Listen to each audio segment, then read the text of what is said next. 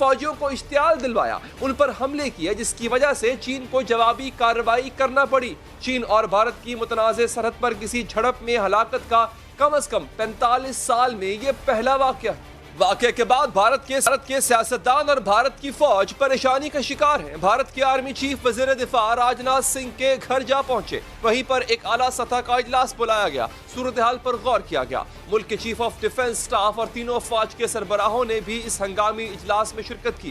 بھارت کے وزیر دفاع نے اپنے وزیر اعظم کو آگاہ کیا کہ چل کیا رہا ہے۔ بھارتی اور چینی فوج میں یہ جھڑپ پیر کی رات متنازع وادی گلوان کے علاقے میں ہوئی۔ واقعے کے بعد دونوں ملکوں کے سینئر فوجی حکام میں ملاقات بھی ہوئی، کشیدگی کم کرنے کے لیے بات چیت بھی کی گئی، جبکہ بھارت میں اس واقعے کی تحقیقات کا مطالبہ کیا۔ پہلے صرف ایک افسر اور 2 بھارتی جوانوں کی ہلاکت کی خبر آئی تھی۔ بھارت کے ایک retired officer major general G D Bakshi نے اپنی فوج کی تیاری پر سوالات اٹھا دی۔ بھارت اور چین میں سرحدی تنازعات کی تاریخ بہت ہی پرانی ہے۔ 1962 میں چین اور بھارت کی جنگ بھی ہو چکی، جس میں بھارت کو بری طرح سے شکست ہوئی تھی۔ بنیادی طور پر 3 خطے یا حصے ہیں جس پر بھارت اور چین میں ناظرین تنازع ہے۔ اروناچل پردیش جو بھارت کے پاس ہے، چین اسے اپنا حصہ سمجھتا ہے۔ اسی طرح سکم کا علاقہ بھی متنازع ہے، اور اسکائی چین کو بھی چین اور بھارت دونوں ملک اپنا اپنا حصہ سمجھتے ہیں۔ انڈیا اور چین کے درمیان 3500 کلومیٹر کی مشترکہ سرحد ہے، لیکن اس کی مکمل حد بندی نہیں ہوئی ہے۔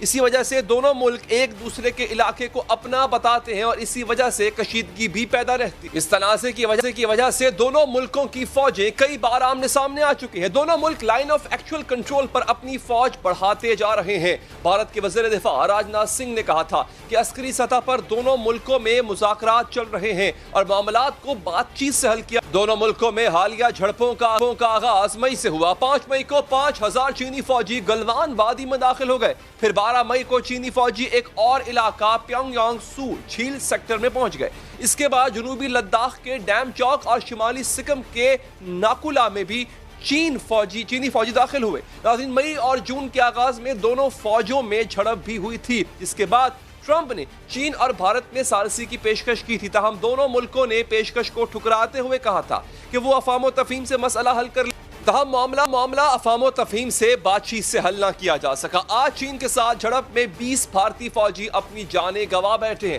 وہ راجناتھ سنگھ جو آج وزیر دفاع ہیں، وہ ماضی میں کہا کرتے تھے کہ ایک بار بھارتی فوج کے ہاتھ کھول دیے جائیں، وہ خود ہی چینیوں کو سبق سکھا دیں گے۔ اب سرحدی جھڑپ میں 20 بھارتی فوجی ہلاک ہو چکے ہیں۔ کیا دونوں ملکوں میں باقاعدہ جنگ ہو سکتی ہے؟ ناظرین، تجزیہ لیں گے جنرل ریٹائرڈ امجد سے، اور طارق پیزادہ صاحب ہمارے ساتھ موجود ہیں۔ جنرل صاحب شکریہ۔ سر، یہ بتائیے گا کہ کیا واقعی باقاعدہ لڑائی کا آغاز ہو چکا ہے دونوں ممالک میں؟ کیا اس کو ابھی بھی ہم ایک بارڈر سکرمش کہیں گے، یا واقعی اعلان جنگ ہے، لڑائی کا آغاز ہے؟ بسم اللہ الرحمن الرحیم۔ دیکھیے، جہاں تک اس جنگ کا تعلق ہے، یہ 1975 کے بعد پہلی دفعہ، 1975 کے بعد پہلی دفعہ یہ ان کی آپس میں فائرنگ کا ایکسچینج ہوا ہے، وہ بڑے عرصے کے بعد۔ لیکن میرا اپنا اندازہ ہے کہ یہ بھارت نے ان کو ٹیسٹ کرنے کی کوشش کی ہے، اور اس میں جموں کی کھائی ہے، تو میرا نہیں خیال کہ آگے یہ مزید کچھ کریں گے۔ اس کی بڑی بنیادی وجہ یہ ہے کہ اس کا چائنا کا اور بھارت کا، اگر ہم ملٹری کیپیبلٹی کا موازنہ کریں تو چائنا کی ملٹری کیپیبلٹی بڑی بہتر ہے ان سے۔ تو نیچرلی اگر ایک آل آؤٹ وار کریں گے تو اس میں ان کو بہت نقصان اٹھانا پڑے گا۔ اس کے لیے موسٹ پروبیبلی وہ یہی کریں گے کہ بات چیت، اور ان کو جو لوگ پکڑے گئے ہیں ان کو چھڑوا لیں، اور ان کی کوشش ہوگی کہ کسی طرح یہ معاملہ دبا لیا جائے۔ اس میں ان کے پاس آپشنز نہیں ہے زیادہ۔ چائنا کی لڑائی آپ نے دیکھ لیا، اس سے نقصان اٹھانے کا خدشہ ہے، بات چیت سے وہ مان نہیں رہے، یونائٹڈ نیشن میں یہ جا نہیں سکتے کیونکہ پہلے ہی انہوں نے پامال کی ہیں یونائٹڈ نیشن کی ساری قراردادیں۔ تو ہوگا یہی کہ یہ ادھر سے توجہ ہٹانے کی کوشش کریں گے اپنے لوگوں کی، اور اس میں پاکستان کی طرف رخ کریں گے۔ یہ آپ نے دیکھا کہ ہمارے بھی ابھی یہ کنسلٹیشن وغیرہ ہائی لیول پہ شروع ہے، اور اس میں زیادہ خدشہ یہی ہے کہ یہ بار بار ویسے یہ منترا بہت دہرایا جاتا ہے سر، کہ پاکستان پہ بھارت توجہ رکھ سکتا ہے، پاکستان پہ بھارت کو ایڈونچر کر سکتا ہے۔ یہ بحث صرف چائنا کی ہزیمت سے توجہ ہٹانے کے لیے بار بار جو ہے وہ بھارت ایسا کرے گا، یا یہ صرف ایک ڈر ہے جو بار بار پیدا کیا جا رہا ہے بھارت کی طرف سے؟ آپ اس کو یوں دیکھیے، اس میں سٹیکس بڑی ہائی ہیں۔ مودی نے جب الیکشن لڑا تھا تو اس وقت وہ پہلے کہتا رہا، پہلے الیکشن کے بعد بھی اس نے، اور شروع الیکشن سے پہلے بھی کہتا رہا کہ یہ کانگریس کی بڑی ناکامی ہے کہ یہ چائنا کی خوشامد کرتے ہیں۔ میں اگر ہوتا تو میں نے لال آنکھ سے بات کرنی تھی. اب بات یہ ہے کہ ان کے اپنے میڈیا یہ چیزیں چلا رہے ہیں, ان کی یہ جو پرانی باتیں ہیں. مودی کا پولیٹیکل کیریئر جو ہے وہ سٹیک پہ ہے. اگر آج وہ چائنا کے سامنے کیپچولیٹ کر جائے تو پھر آپ دیکھیں کہ یہ حکومت میں نہیں رہ سکے گا, اس کو بڑی مشکل آئے گی وہاں پہ. سو اپنا پولیٹیکل کیریئر بچانا ہے. ٹھیک ہے. اور انڈیا کے اندر یہ لوگوں کی اپنے جو ہندو کمیونٹی ہے وہاں پہ پاپولیشن جو میجورٹی ہے اس کی سائیکی سمجھتا ہے کہ وہ بے شک چائنا سے جو جی چاہے ہوتا رہے.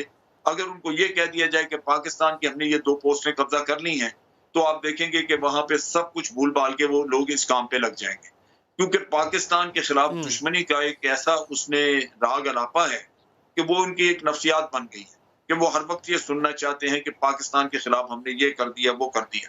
آپ دیکھیے کہ جنگ کا ماحول وہ پیدا کر رہا ہے. آلریڈی انہوں نے اپنے کواد کاپٹر بھی ادھر فلائی کرتے رہے ہیں جس کو ہم نے گرایا بھی تھا.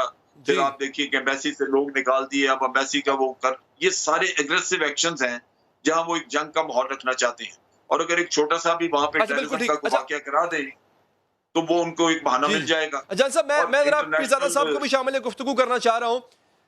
پیرزادہ صاحب یہ بڑا اہم پوائنٹ جنرل صاحب نے اٹھایا ہے. توجہ ہٹانا بھی مقصد ہو سکتا ہے, اپنے پولیٹیکل جو ان کی انسٹیٹیوشن ہے یا ان کی جو کانسٹیچوئنسی ہے اس کو سیٹسفائی کرنا بھی مقصد ہو سکتا ہے. صرف خبریں یہ آ رہی ہیں پیرزادہ صاحب کہ 3 نہیں کم سے کم 20 بھارتی فوجی مارے گئے ہیں. یہ ڈیتھ ٹول بہت زیادہ ہے سر, اس کو ہضم کرنا آسان نہیں ہے.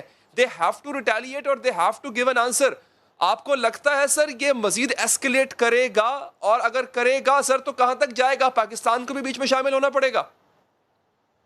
نہیں, وہ ایک بات تو بڑی واضح ہے کہ بھارت یہ تاثر دینا چاہتا ہے کہ وہ کئی محاذوں پر, ایک سے زیادہ محاذوں پر, ایک سے زیادہ ملکوں کے ساتھ عسکری تصادم جو ہے وہ کرنے کی پوزیشن میں ہے, جنگ کرنے کی پوزیشن میں ہے, اور وہ ایک سے زیادہ محاذوں پر جنگی کارروائی کرنے کی صلاحیت رکھتا ہے.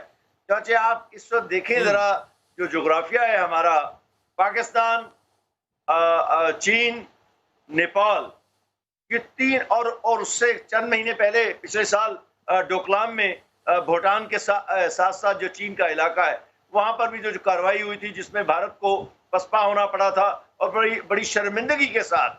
تو یہ کوئی نئی بات نہیں ہے کہ انہیں شرمندگی اٹھانی پڑے گی, 62 میں بھی اٹھائی تھی. وہ کوشش یہ کر رہے ہیں اپنی نئی روایتی ہتھیاروں کی قوت کی بنیاد پر اور نریندر مودی دہشت گرد کی سوچ کی بنیاد پر کہ ہم ایک اپنی بڑی قوت ہونے کا تاثر دنیا میں پیدا کریں.